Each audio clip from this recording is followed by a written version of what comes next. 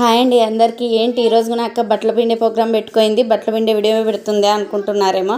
అలా ఏం కాదండి. ఈరోజు బుధవారం మా ఊర్లో సంత, ఇంకా బట్టలన్నీ చాలా ఉంటాయి.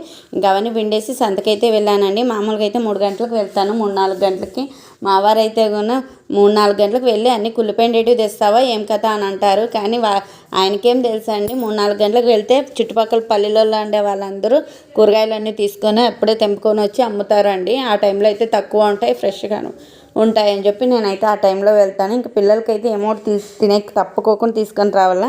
మేము చిన్నగా ఉన్నప్పుడైతే కూడా అమ్మ ఎప్పుడు సంతకు వెళ్తుందే, ఎప్పుడు వస్తుందే, ఎప్పుడు ఏం తెస్తుందే అని ఎదురు చూసేవాళ్ళము. ఇప్పుడు మా పిల్లలు కూడా అలాగే ఎదురు చూస్తుంటారు.